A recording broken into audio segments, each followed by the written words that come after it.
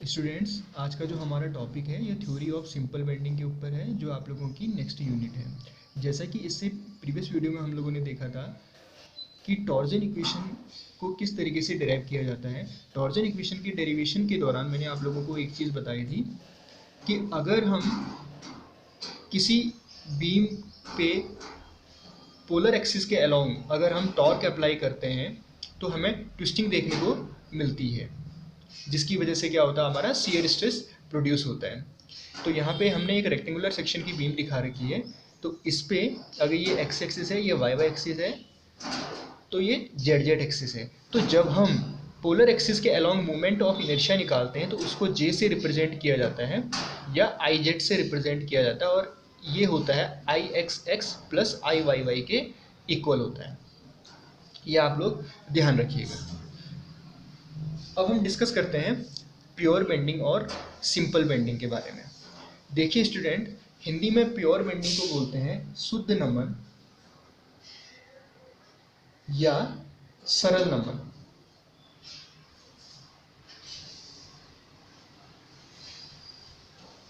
शुद्ध नमन या सरल नमन यानी प्योर बेंडिंग और सिंपल बेंडिंग का मतलब होता है कि अगर आपने किसी बीम पे इस तरीके से लोड अप्लाई कर रखा है कि उस लोडिंग की वजह से बीम में कहीं भी शियर फोर्स जनरेट नहीं हो रहा है, तो उस कंडीशन में हम बोलेंगे कि हमारी बीम प्योर बेंडिंग या सिंपल बेंडिंग की कंडीशन में है। If the shear force at any section of beam, ध्यान से सुनिएगा, if shear force at any section of beam while bending is zero, then we can say that the beam is in the condition of pure bending or simple bending। इसको आप इस तरीके से भी बोल सकते हैं कि if a length of beam, देखिए स्टूडेंट्स, इसको आप दूसरे तरीके से भी डिफाइन कर सकते हैं। if a length of beam is subjected to a constant bending moment and no shear force present, then the stresses will be set up in that length of beam due to bending only, and that length of beam is said to be in pure bending or simple bending। The stresses set up in that length of beam are known as bending stresses। आप चाहे तो ये वाली definition लिख सकते हैं, या जो मैंने आप लोगों को बता रहा हूँ कि if shear force at any section of beam while bending is zero, then we can say that the beam is in the condition of pure bending or simple bending। देखिए स्टूडेंट्स, अब यहाँ पे आप लोगों को ये चीज़ मैंने समझाने के लिए बता रखी है। यहाँ पे नेक्स्ट चीज़ देखते हैं यहाँ पे कि अब हमें बीम में किस तरीके से लोडिंग करनी है कि हमारा शियर फोर्स जीरो आ जाए। देखिए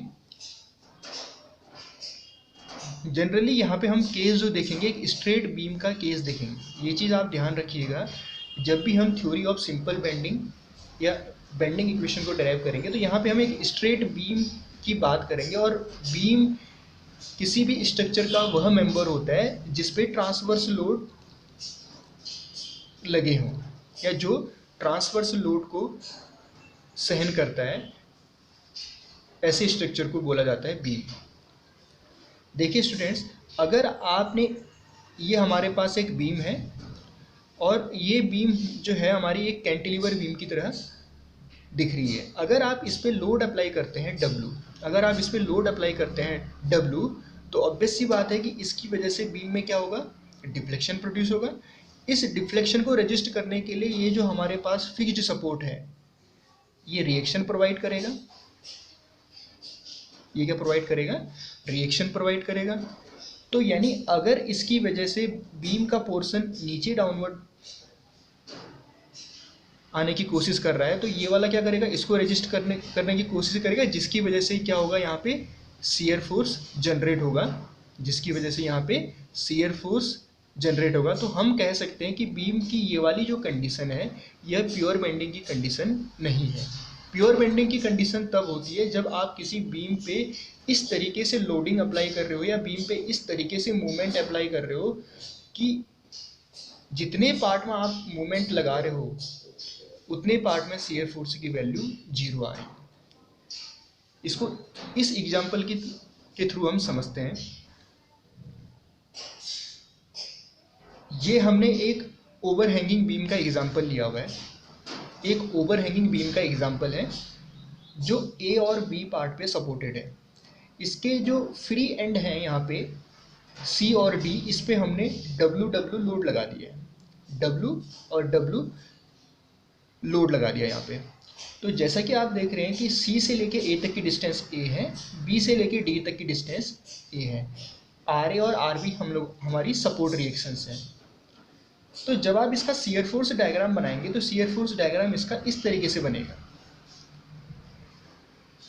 जब आप इस ओवरहैंगिंग बीम को सॉल्व करेंगे तो इसका शियर फोर्स डायग्राम इस तरीके से बनेगा। सी से लेके ए तक नेगेटिव पोर्शन रेक्टेंगुलर पार्ट और बी से लेके डी तक अगेन पॉजिटिव रेक्टेंगुलर पार्ट। तो आप देख रहे हैं कि ए से लेके बी के बीच में, ए और बी के बीच में शियर फोर्स की वैल्यू 0 है। तो हम कह सकते हैं कि इस पार्ट में, ए और बी वाले पार्ट में जो बीम की कंडीशन है वो प्योर बेंडिंग की कंडीशन में है हमारी बीम, या सिंपल बेंडिंग की कंडीशन में है। अब इसका अगर हम बेंडिंग मोमेंट डायग्राम बनाएं, सी और ए के बीच में क्योंकि पॉइंट लोड लगाया तो पॉइंट लोड की वजह से क्या आ गया आपका, एक इंक्लाइंड स्ट्रेट लाइन आ गई, ये वाला पोर्शन। क्योंकि शियर फोर्स क्या हमारे पास 0 है तो यहाँ पे हमें कांस्टेंट बेंडिंग मोमेंट देखने को मिलेगा। अगेन बी से लेके डी तक ये आपकी स्ट्रेट लाइन। तो स्टूडेंट्स, अगर आप किसी बीम में इस तरीके से लोड अप्लाई करते हैं कि शियर फोर्स की वैल्यू 0 होती है और हमें कांस्टेंट बेंडिंग की कंडीशंस मिलती है, तो हम कह सकते हैं कि हमारी जो बीम है वो प्योर बेंडिंग या सिंपल बेंडिंग की कंडीशन में है। हो सकता है कि पूरी बीम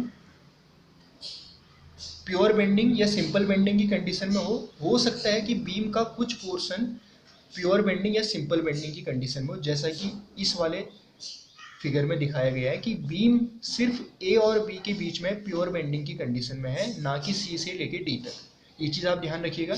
अगर हम दोबारा दूसरा एक एग्जांपल ले लें स्टूडेंट्स, ये हमारे पास एक बीम है, सपोज करो ये हमारे पास एक बीम है और ये सपोर्टेड है हमारे पास, ये ए पॉइंट है, ये बी पॉइंट है और ये सपोर्ट रिएक्शन है R A. Simply supported beam का एग्जांपल हमने लिया हुआ है। अगर आप यहाँ पे मूवमेंट अप्लाई करते हैं, अगर आप यहाँ पे मूवमेंट अप्लाई करते हैं तो इस मूवमेंट की वजह से, ये हमारे पास मूवमेंट है एम, ये मूवमेंट है एम, तो इसकी वजह से जो शियर फोर्स डायग्राम बनेगा वो एक स्ट्रेट लाइन बनेगा, यानी कांस्टेंट बनेगा। और इसकी वजह से जो बेंडिंग मोमेंट डायग्राम बनेगा वो इस तरीके से बनेगा।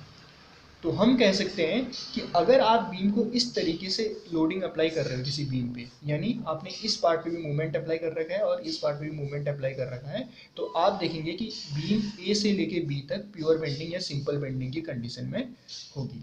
तो ये चीज़ आप ध्यान रखिएगा। आई होप कि ये प्योर बेंडिंग और सिंपल बेंडिंग आप लोगों को समझ में आ गया होगा, और इसके नोट्स मैंने आप लोगों को प्रोवाइड करा रखे हैं, तो एक बार मैं इसको पढ़ के बता देता हूँ, आप दोबारा से नोट कर लेना इसे। इफ़ प्योर बेंडिंग और सिंपल बेंडिंग, चाहे तो आप दोनों डेफिनेशन में से कोई भी डेफिनेशन लिख सकते हैं, मैंने आपको बता दी है। If a length of beam is subjected to a constant bending moment and no shear force, then the stresses will be set up in that length of beam due to bending moment only, and that length of beam is said to be in pure bending or simple bending. The stresses set up in that length of beam are known as bending stresses. ये हमारा diagram दिखा रखा है इस तरीके से। चाहे तो आप ये वाला एग्जाम्पल दे दें, चाहे तो आप ये वाला एग्जाम्पल दे दें, दोनों प्योर बेंडिंग के एग्जाम्पल हैं। इस वाले एग्जाम्पल्स में बीम ए से लेके बी तक, इसका ये बेंडिंग मोमेंट डायग्राम है, पॉजिटिव बेंडिंग मोमेंट डायग्राम है, और इसका ये शियर फोर्स डायग्राम है। तो आप देख रहे हो कि बीम ए से लेके बी तक प्योर बेंडिंग की कंडीशन में, लेकिन इस वाले फिगर के लिए, इस वाली बीम के लिए, बीम की जो कंडीशन है ए से लेके बी तक प्योर बेंडिंग और सिंपल बेंडिंग की कंडीशन है। From these diagrams, it is clear that there is no shear force between A and B. हम इस वाले डायग्राम की बात कर रहे हैं students. There is no shear force between A and B, but the bending moment between A and B is constant. This means that between A and B, the beam is subjected to a constant bending moment only. This condition of the beam between A and B is known as pure bending or simple bending. I hope कि ये आप लोगों को clear हो गया होगा। अब next है हमारे पास स्टूडेंट्स बेंडिंग इक्वेशन को कैसे डेराइव किया जाता है। बेंडिंग इक्वेशन को जब हम डेराइव करते हैं तो उससे पहले हमें कुछ एजम्पशंस मानने पड़ते हैं, यानी कुछ मान्यताएं लेनी पड़ती हैं, कुछ चीज़ों को एज्यूम करना पड़ता है। वो चीज़ें देखते हैं कि बेंडिंग इक्वेशन को डेराइव करने से पहले या बेंडिंग इक्वेशन की डेरिवेशन के दौरान कौन कौन से एजम्पशंस लिए जाते हैं, क्योंकि स्ट्रेंथ ऑफ मटेरियल जो आपका सब्जेक्ट है वो प्योरली एजम्पशंस पे बेस्ड है। ध्यान रखिएगा, स्ट्रेंथ ऑफ मटेरियल सब्जेक्ट आपका प्योरली एजम्पशंस पे बेस्ड है, इसलिए बेंडिंग इक्वेशन को डेराइव करने से पहले हमें कुछ एजम्पशंस मानने पड़ेंगे। उन एजम्पशंस की बारे में हम पढ़ लेते हैं। जैसा कि इससे पहले हमने टॉर्जन इक्वेशन को भी डेराइव किया था, तो टॉर्जन इक्वेशन से भी पहले हमने क्या किया था, बेंडिंग कुछ एजम्पशंस माने थे। तो बेंडिंग इक्वेशन के एजम्पशंस देख लेते हैं। देखो स्टूडेंट्स, पहला एजम्पशंस ये होगा कि the material of the beam is homogeneous and isotropic. Beam का जो मटेरियल होना चाहिए वो होमोजीनियस होना चाहिए और आइसोट्रोपिक होना चाहिए, ये पहला एजम्पशंस है। होमोजीनियस का मतलब है कि बीम का जो कंपोजिशन है थ्रू आउट द बीम, जैसे ये हमारे पास अगर एक बीम है, जैसे ये हमारे पास अगर बीम है तो इधर पे भी जो आपका बीम का कंपोजिशन है, इस वाले पार्ट में, इस वाले पार्ट में, इस वाले पार्ट में, चाहे आप कहीं पे भी या थ्रू आउट द बीम आप चले जाओ, कंपोजिशन बीम का सेम होना चाहिए, तो ऐसी बीम को हम बोलेंगे होमोजीनियस। आइसोट्रॉपिक का मतलब होता है कि अगर किसी बीम की इलास्टिक प्रॉपर्टीज सभी दिशाओं में सेम है। इलास्टिक प्रॉपर्टीज कौन कौन सी, Young's modulus of elasticity, shear modulus of elasticity, bulk modulus, अगर ये सभी इलास्टिक प्रॉपर्टीज अगर सभी दिशाओं में सेम है तो उस मटेरियल को हम बोलेंगे आइसोट्रॉपिक मटेरियल। तो पहला एजम्पशन है material of the beam is homogeneous and isotropic. Next है the value of Young's modulus of elasticity is the same in tension and compression. देखिए स्टूडेंट्स, यहाँ पे क्या बोला गया है, the value of Young's modulus of elasticity is the same in tension and compression. देखिए मैं आप लोग को यहाँ पे एक चीज़ क्लियर कर देना चाहता हूँ। अगर ये सपोज करो आपके पास बीम है और इस बीम पे आप इस तरीके से यहाँ पे मोमेंट अप्लाई करते हैं, इस तरीके से मोमेंट अप्लाई करते हैं, तो आप देखेंगे कि आपकी जो बीम है वो इस तरीके से इस शेप में आ जाएगी। बीम जो है आपकी इस शेप में आ जाएगी ड्यू टू दिस मूवमेंट। तो आप देखेंगे कि इसमें ऊपर वाले पोर्शन में क्या हो रहा है, आपका कंप्रेशन हो रहा है। आप देख रहे हो कि ऊपर वाले बीम के पोर्शन में क्या हो रहा है, कंप्रेशन हो रहा है, और डाउनवर्ड पोर्शन में क्या हो रहा है, इसमें टेंशन हो रहा है। तो सेकेंड एजम्पशन से ये कहता है कि बीम के यंग्स मॉडुलस ऑफ इलास्टिसिटी की वैल्यू यानी ई की वैल्यू कंप्रेशन और टेंशन में चेंज नहीं होनी चाहिए। आई होप कि यह पॉइंट आपको क्लियर हो गया होगा। नेक्स्ट है the transverse section which were plane before bending remain plane after bending also. देखो स्टूडेंट्स, थर्ड एजम्पशन है the transverse section which were plane before bending remain plane after bending. Transverse section का मतलब है कि beam का ये जो transverse section है, ये सेक्शन बीम के लिए जो बीम का जो ट्रांसवर्स सेक्शन है वह बेंडिंग से पहले और बेंडिंग के बाद में प्लेन होना चाहिए। क्या होना चाहिए, प्लेन होना चाहिए। ये बेंडिंग से पहले की कंडीशन है और ये बेंडिंग के आफ्टर बेंडिंग की कंडीशन है, आफ्टर बेंडिंग। तो ये वाला जो सेक्शन है ये अगेन प्लेन होना चाहिए। आई होप कि ये पॉइंट आपको क्लियर हो गया होगा। नेक्स्ट है the beam is initially straight and all longitudinal fibres bend into circular arcs with a common center of curvature. Beam is initially straight and all longitudinal fibers bend into circular arcs with a common center of curvature. Next assumption क्या है students, कि beam क्या होनी चाहिए हमारी, initially straight होनी चाहिए। जैसे कि आप इसमें देख पा रहे हो बीम क्या है, इनिशियली स्ट्रेट है। और क्या बोला गया है इसमें कि and all longitudinal fibers bend into circular arcs with a common center of curvature. जब इस इनिशियली स्ट्रेट बीम को अगर आप बेंड करोगे तो बीम की कंडीशन एक आर्क के फॉर्म में कन्वर्ट हो जाएगी। बीम जो है एक आर्क के फॉर्म में, यानी ये सैगिंग की कंडीशन आप देख रहे हो, बीम एक आर्क के फॉर्म में कन्वर्ट हो जाएगी, तो इसका कहीं ना कहीं सेंटर होगा इस आर्क का। सपोज करो ये सेंटर यहाँ पे है, तो इसी को बोलेंगे सेंटर ऑफ कर्वेचर।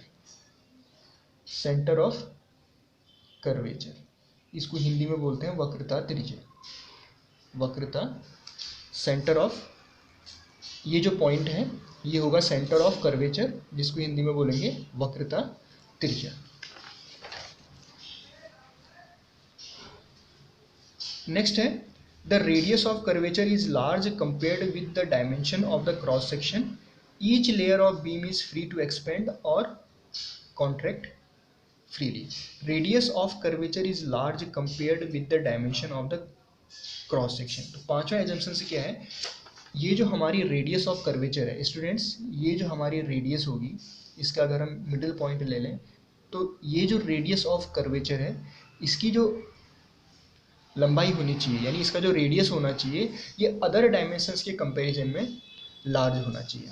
नेक्स्ट है each layer of beam is free to expand और कॉन्ट्रैक्ट फ्रीली, यानी बीम का जो प्रत्येक लेयर है वह एक्सपेंड होने के लिए और कॉन्ट्रैक्ट होने के लिए फ्री होना चाहिए।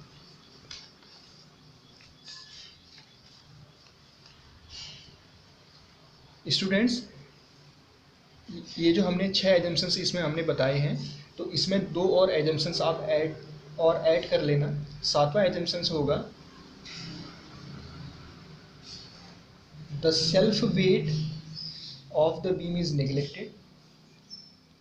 Self weight of the beam is neglected, क्योंकि अगर आप सेल्फ वेट को कंसीडर करोगे तो वहां पे शियर की कंडीशन होगी, यानी वो वाला पोर्शन आपका शियर ऑफ होने की कोशिश करेगा, जिसकी वजह से शियर फोर्स जनरेट होगा। और नेक्स्ट है material of the beam obeys Hooke's law. Obeys Hooke's law. तो ये स्टूडेंट्स 8 एजम्पशंस हैं, तो आप इन एजम्पशंस को नोट कर लेना, ये एग्जाम पॉइंट ऑफ व्यू से आपके इंपॉर्टेंट है। मैं एक बार दोबारा से इन एजम्पशंस को पढ़ के बता देता हूँ।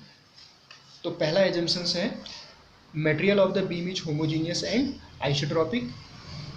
The value of Young's modulus of elasticity is the same in tension and compression. Third assumptions है the transverse section which were plane before bending remain plane after bending also.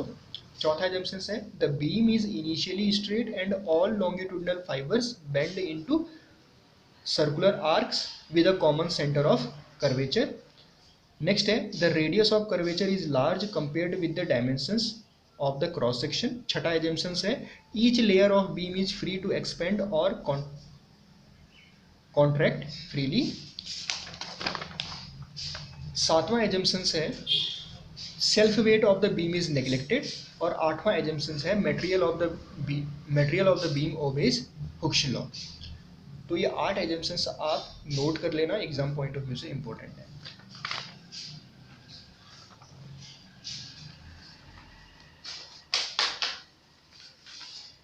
Next है students कि bending equation को कैसे derive किया जाता है, वो हमें देखना है। बेंडिंग इक्वेशन को डिराइव करने से पहले मैं आप लोगों को बेंडिंग इक्वेशन के बारे में बता देना चाहता हूँ। जैसे इससे पहले हमने टॉर्जन इक्वेशन डिराइव किया था, सिमिलरली हमें बेंडिंग इक्वेशन को डिराइव करना है। बेंडिंग इक्वेशन जो है स्टूडेंट्स, ये होता है m/i σ/y E/r। ये चीज़ आप ध्यान रखिएगा, इसके बाद हम इसको डिराइव करेंगे। ये हमारी बेंडिंग इक्वेशन है m/i σ/y E/r। m है हमारे पास बेंडिंग मोमेंट,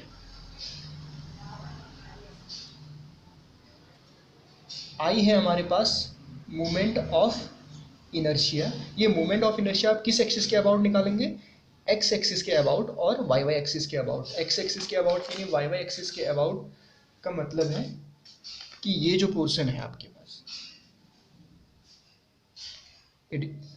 ये आपको क्लियर हो गया होगा।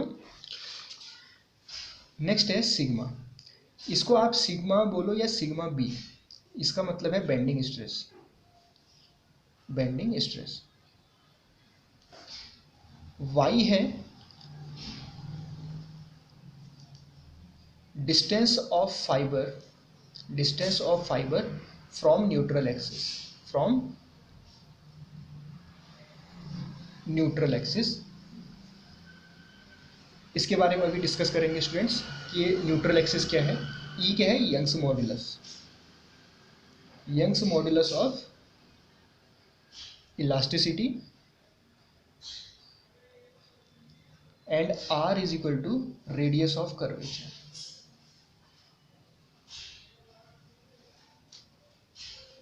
Are is equal to radius of curvature. तो स्टूडेंट्स ये बेंडिंग इक्वेशन है, M upon I sigma upon Y E upon R. M है हमारे पास बेंडिंग मोमेंट, आई है मोमेंट ऑफ इनर्शिया, सिग्मा और सिग्मा भी बेंडिंग स्ट्रेस है, वाई है distance of fibre from neutral axis, Young's modulus of elasticity, और are है हमारे पास रेडियस ऑफ कर्वेचर। तो इस इक्वेशन को हमें डेराइव करना है। इसका डेरिवेशन देखते हैं कि किस तरीके से इसको डेराइव किया जाता है। देखो स्टूडेंट्स, इसके डेरिवेशन से पहले हमें दो चीज़ें क्लियर होनी चाहिए। एक न्यूट्रल प्लेन क्या होता है,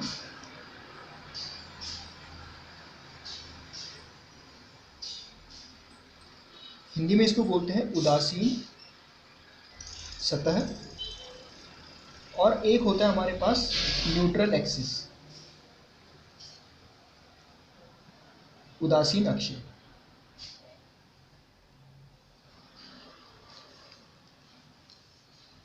न्यूट्रल प्लेन यानी उदासीन सतह वह प्लेन होता है जहां पे डिफॉर्मेशन जीरो होता है। न्यूट्रल प्लेन वह प्लेन होता है जहां पे डिफॉर्मेशन जीरो होता है, और न्यूट्रल एक्सिस वह एक्सिस होती है जहां पे बेंडिंग स्ट्रेस जीरो होती है। इसमें लिखे हम bending stress is zero, bending stress is zero, neutral plane and deformation is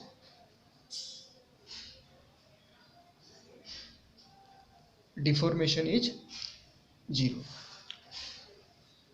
neutral plane वह प्लेन होता है जिसमें डिफॉर्मेशन जीरो होता है, और न्यूट्रल एक्सिस वह एक्सिस होती है जहां पे बेंडिंग स्ट्रेस जीरो होता है। देखिए स्टूडेंट्स, जब ये हमारे पास सपोज करो एक रेक्टेंगुलर सेक्शन की बीम है, आपने इस पे मोमेंट अप्लाई किया m इस तरीके से, तो ये बीम क्या होगी, कर्व्ड शेप में आ जाएगी। इस तरीके से बीम क्या होगा, कर्व्ड शेप में आ जाएगा। तो आप देख रहे हो कि इसके ऊपर वाला जो फाइबर है, ये वाली जो लेयर है बीम की, यह इस शेप में आ गई है, और बीम की नीचे वाली लेयर जो है वो इस शेप में आ गई है ड्यू टू बेंडिंग की वजह से।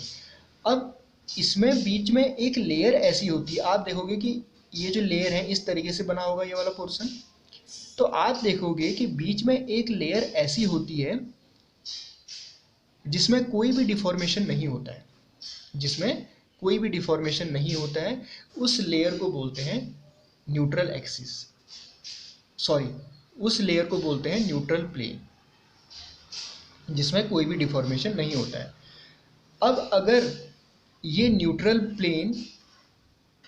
प्लेन बीम के ट्रांसवर्स क्रॉस सेक्शन को, न्यूट्रल प्लेन बीम के ट्रांसवर्स क्रॉस सेक्शन को जहाँ पे कट करता है, ध्यान रखिएगा, न्यूट्रल प्लेन बीम के ट्रांसवर्स क्रॉस सेक्शन को जहाँ पे कट करता है, उस कट पोर्शन से अगर आप एक एक्सिस ड्रॉ करें तो वह एक्सिस होगी न्यूट्रल एक्सिस, और इस न्यूट्रल एक्सिस पे बेंडिंग स्ट्रेस की वैल्यू होगी जीरो। तो स्टूडेंट्स, नेक्स्ट टॉपिक जो है हमारे पास, डेरिवेशन ऑफ बेंडिंग इक्वेशन।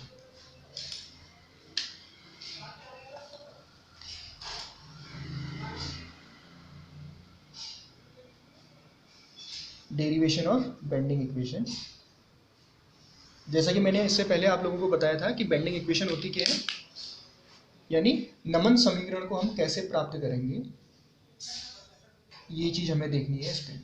और बेंडिंग इक्वेशन है m upon I sigma upon Y E upon R. देखिए स्टूडेंट्स, इसमें क्या किया जाता है, सबसे पहले हमने एक बीम कंसीडर कर रखी है। बीम है हमारे पास ये, ध्यान से देखिएगा, हमने एक बीम कंसीडर कर रखी है और बीम है हमारे पास ये, जैसे कि आप इसमें देख पा रहे हैं। जब हमने एक स्ट्रेट बीम कंसीडर करी तो उस स्ट्रेट बीम पे हमने बीम का कुछ पार्ट अगेन कंसीडर किया हुआ है। वह कंसीडर पार्ट है हमारा ये वाला ABCD, और ये जो है ये इस बीम के लिए न्यूट्रल एक्सिस है, जैसा कि मैंने इससे प्रीवियस वाले उसमें बताया है कि न्यूट्रल प्लेन क्या होता है और न्यूट्रल एक्सिस क्या होती है। तो ये जो है हमारे पास K और L ये न्यूट्रल एक्सिस है। इसको आप N और A से भी डिनोट कर सकते हैं, ये ध्यान रखिएगा। हमने क्या किया, जो हमारे पास एक इनिशियली स्ट्रेट बीम थी जिसका हमने कुछ पोर्शन कंसिडर कर रखा है, ABCD वाला पार्ट हमने कंसिडर कर रखा है, और जिसमें KL या NA जो है हमारे न्यूट्रल एक्सिस है। इस न्यूट्रल एक्सिस से हमने y डिस्टेंस पे एक लेयर कंसीडर कर रखी जिसको हमने नाम दे रखा है GH। अब आप क्या करेंगे, इस स्ट्रेट बीम पे मोमेंट अप्लाई करेंगे दोनों पार्ट पे। इस स्ट्रेट बीम के दोनों पार्ट पे हमने अब मोमेंट अप्लाई किया हुआ है। मोमेंट अप्लाई करने के बाद बीम जो है ये वो इस तरीके से आ जाएगा।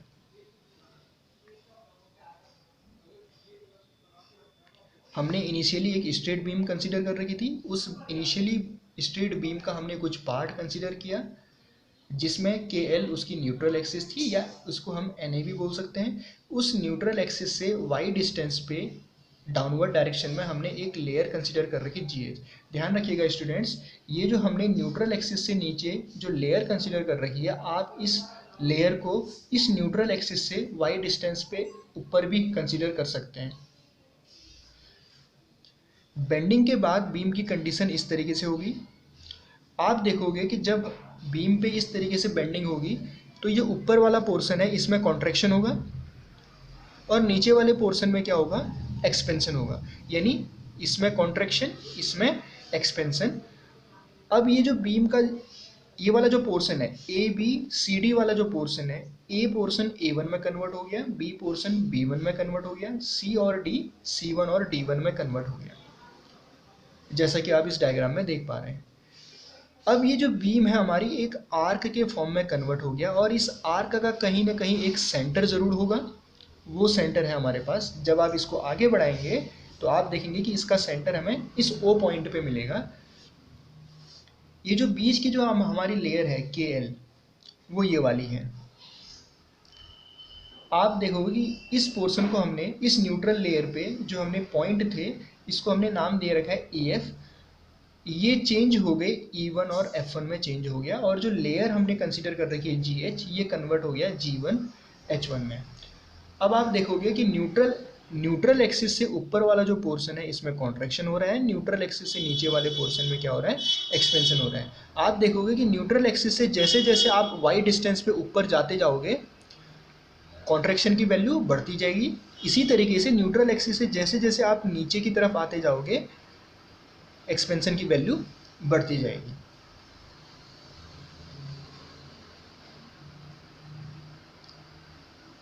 अब इसमें आप लोगों को एक चीज़ ध्यान रखना है स्टूडेंट्स, कि न्यूट्रल एक्सिस वह एक्सिस होती है जहाँ पे बेंडिंग स्ट्रेस जीरो होता है, और न्यूट्रल प्लेन वह प्लेन होता है जहाँ पे डिफॉर्मेशन जीरो होता है। तो जिसकी वजह से जो हमारे ये न्यूट्रल एक्सिस थी EF, इसकी लंबाई में कोई भी चेंजेस नहीं आएगा। यानी EF जो है, या तो आप इसको E'/F' बोलो, मैं यहाँ पे इसको E1 F1 बोल रहा हूँ। ठीक है स्टूडेंट्स, E1 F1।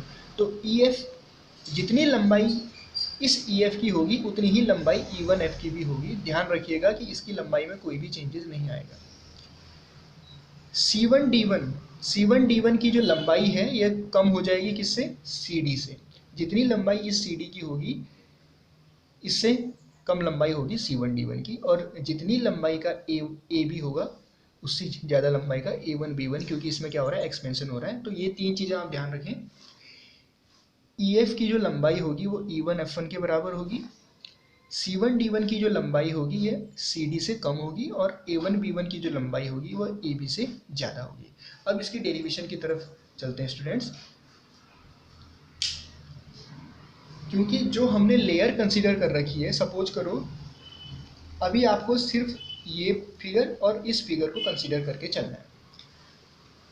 जो हमने लेयर कंसिडर कर रखी है या जो फाइबर कंसिडर कर रखी है, इसको या तो फाइबर बोलो या लेयर बोलो, ये जो हमने लेयर कंसिडर कर रखी है, इस लेयर पे कितना स्ट्रेन आ रहा है, कितना विकृति आ रही है। तो स्ट्रेन क्या होता है? Change in dimension upon original dimension.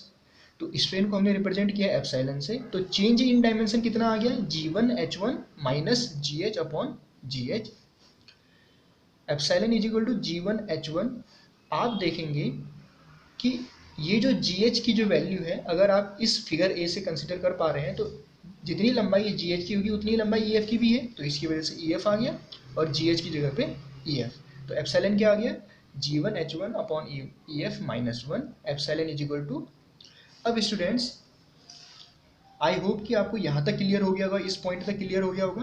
अब देखते हैं कि इस न्यूट्रल एक्सिस से इस O पॉइंट तक की डिस्टेंस होगी R, और Y डिस्टेंस पे हमने क्या कर रखा है? लेयर कंसिडर कर रखी है, यानी ये जो डिस्टेंस होगी ये होगी आपकी Y। तो क्या हो जाएगा?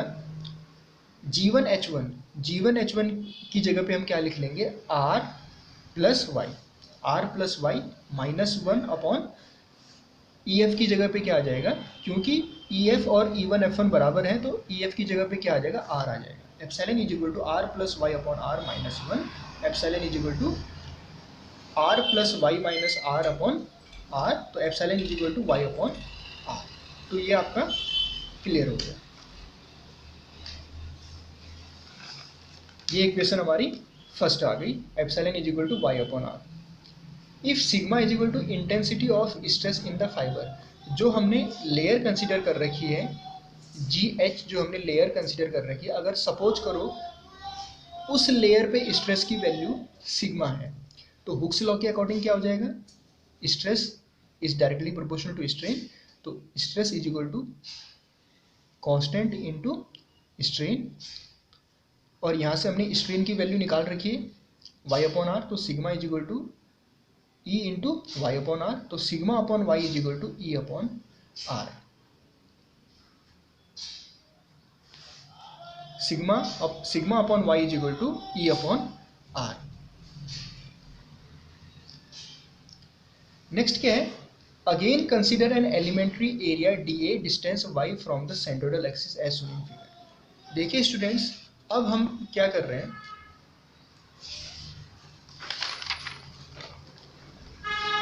फिगर एक कंप्लीट हो गया होगा, फिगर बी कंप्लीट हो गया। अब हम ये जो फिगर सी है इस पे आते हैं।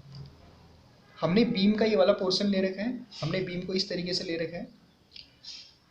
न्यूट्रल एक्सिस से y डिस्टेंस पे, ध्यान रखें, न्यूट्रल एक्सिस से y डिस्टेंस पे हम एक एलिमेंट्री एरिया कंसीडर कर रहे हैं। ये एलिमेंट्री एरिया जो है वो DA है। तो इस एलिमेंट्री एरिया पे कितना स्ट्रेस आएगा ये हमें निकालना है। हमने बीम को इस तरीके से हमने ले रखा है, और न्यूट्रल एक्सिस से y डिस्टेंस पे हमने एक एलिमेंट्री एरिया अब कंसीडर कर रखा है, जिसका एरिया है DA। तो क्या है? Again consider an elementary area DA at a distance y from the centroidal axis as shown in figure. Then total force on the elementary area. इस एलिमेंट्री एरिया पे कितना फोर्स आएगा? DF is equal to sigma into DA, क्योंकि जैसा कि आपको पता है स्ट्रेस क्या होता है हमारा? Internal resisting force upon area. तो यहाँ पे हम एक एलिमेंट्री एरिया की बात कर रहे हैं, तो फोर्स कितना हो जाएगा? DF, और एरिया क्या हो जाएगा? DA। तो इसलिए DF is equal to sigma DA, ये चीज़ ध्यान रखिएगा। DF इज इक्वल टू क्या हो जाएगा? Sigma into DA। Then total force on the elementary area कितना है? Sigma into DA। लेकिन हमें पता है कि सिग्मा अपॉन वाई क्या है? E अपॉन आर है, but sigma upon Y is equal to sigma 1 upon y1, क्योंकि इसी तरीके से ये अलग अलग लेयर हो सकती है यहाँ पे हम।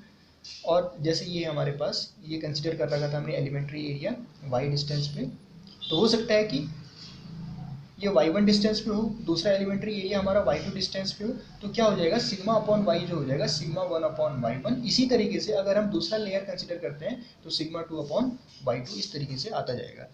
सो सिग्मा इज इक्वल टू क्या आ जाएगा यहाँ से? Sigma 1 into Y upon y1।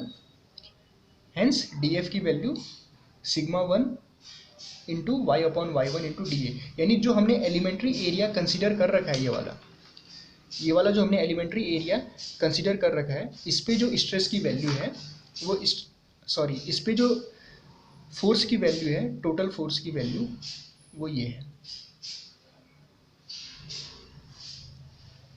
Now total tensile force on the transverse section below the centroidal axis is, ये तो हमने न्यूट्रल एक्सिस से नीचे वाला पोर्शन लिया था।